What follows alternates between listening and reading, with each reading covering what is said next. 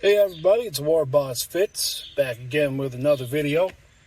Work's been crazy this week, and I have not really had much time to record anything, so today I should probably be calling myself Truck Boss Fitz, because I'm sitting in my truck on my lunch break, figured I'd make a video for you guys. So what we're going to talk about today is the competitiveness of one-page rules.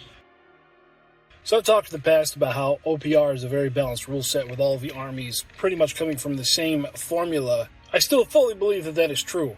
And with the results coming from the recent tournament that happened at the UK Expo, it shows that, yes, the armies are pretty well balanced against each other. There are just a few outliers. But it's not like other competitive games. And when people think of competitive gaming, of course, their mind goes to Warhammer 40k. But in one-page rules, the dice rolls affect the game a whole lot more than they do in 40k. In 40k, you have the ability to do, re-rolls and different mechanics built into the units that guarantee that they're going to do some damage or whatever they're supposed to do.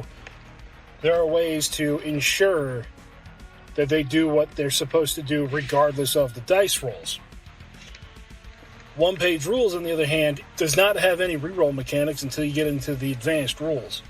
And even then, there are very few. But I think that instead of that making it less competitive, that actually evens out the playing field completely.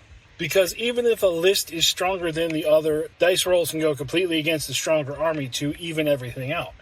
There is more random chance when it comes to the combats, but it is up to you as the commander to make sure that you have the right pieces in the right places to be able to mitigate the bad rolls that affect whatever your battle plan was.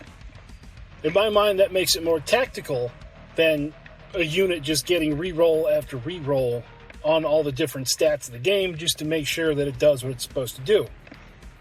And also I like it because it adds an element of real-worldness to the tabletop. Now, I watch a whole ton of different YouTube channels, and one that I like in particular is the Operations Room.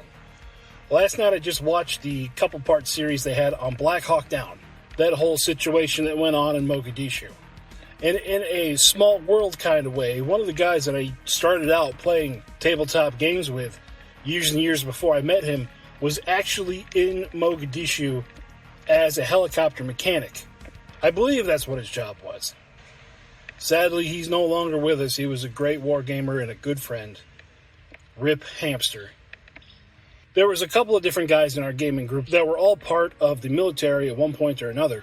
And one of the things that he used to say about Mogadishu when he was joking with the other guys was that the whole Black Hawk Down situation began because the guy coming out of the helicopter rolled a 1. What happened was there was a group of Rangers that were coming out of a helicopter. One of the guys missed the rope, fell 60 feet down, broke his leg and his back, which kind of spawned a whole series of events that led to the Black Hawk Down scenario. So getting back around to the competitiveness of one-page rules, tying that closer into real life, sometimes you just roll a 1. Things happen, things snowball, and next thing you know, you have an international incident on your hands. So with that in mind, one-page rules, I think I'll just come out and say it, that one-page rules is more like a real-to-life war game compared to other war games on the market. I mean, I'm sure that guy would have loved to have a command point to re-roll that fast rope. It's all about having the right stuff in the right place to take care of those situations when they pop up. That is your role as the commander in the war game. So people have asked me to do a tier list. Well, I'm going to do some tier lists. But I think what I'm going to do is I'm going to start with Age of Fantasy, mostly because everybody does Grim Dark Future. Everyone does the tier list there. I'm treading new ground with Age of Fantasy.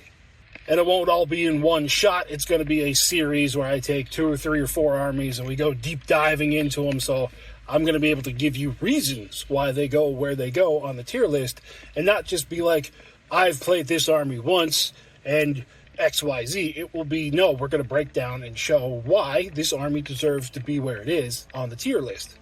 And another thing that the game being competitive in this way allows you to do, it allows you to take lists with units that might not be 100% the most optimal thing to put on the board. Some units, instead of being a 10 out of 10, they might be like a 7 out of 10, but in the right situations, depending on the dice rolls, they're going to be outperforming that 10 out of 10 unit. In my early days of wargaming, I was very competitive, but in the last 5 or 6 years, I really took a step away from being super competitive because I got burnt out on it.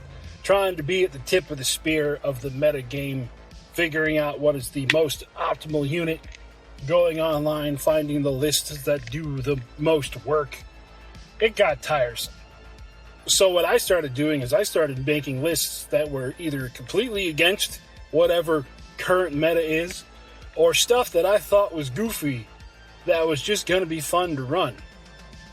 Some examples of this are, one, my bad idea box, where there was a little window of time when one of the Tau codexes came out where you could run 300 Kroot. Well, by God, I ran 300 Kroot. Was it competitive? No. It was a meme-worthy list. And that's all I needed. I walked in and threw that on the table, and just seeing people's eyes go, what the heck? I'm like, yeah, deal with this.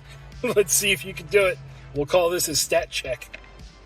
And the funny thing was, my first game was against a guy playing salamanders who had a ton of flamethrowers.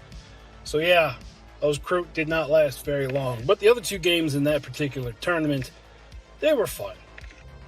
So one-page rules, I think that's a feature of the game, the way the rules work, is you can take what other people will call a suboptimal list, but that leaves it open to a scenario that's like, I want to call it any given Sunday kind of scenario. Another anecdote from my life is when I was young and in high school, when I was on the JV varsity team, our team was terrible. Our coaches were trying to come up with an inspirational speech to try to get us to, play better, get our heads in the game, push a little harder. One of my favorite lines from those speeches is the coach picked up a football and he says, well, guys, the football's shaped kind of funny. You never know, it could bounce in our direction.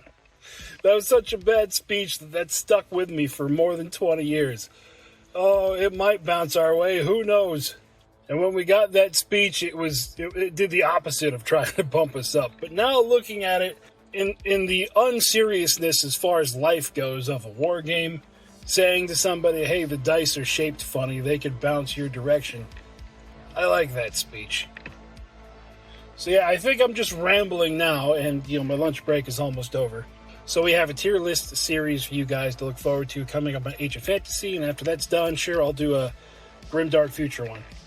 And then for the How to Play series, what I'm going to do for the next couple is split them up to where I have the battle report in one video and the unit overview in another, which is going to allow me to go down some deep rabbit holes when it comes to the units, because whenever I do the unit breakdowns, some of the stuff that I put in the army I discover with you as I go through that I incorporate into the army later so that we can see how it works.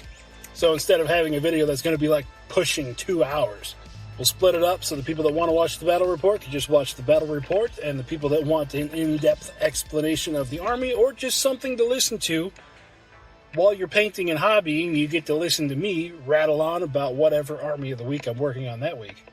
So that'll do it for me today because my time has run out. I got to get back to work, but hey, remember, dice are shaped funny.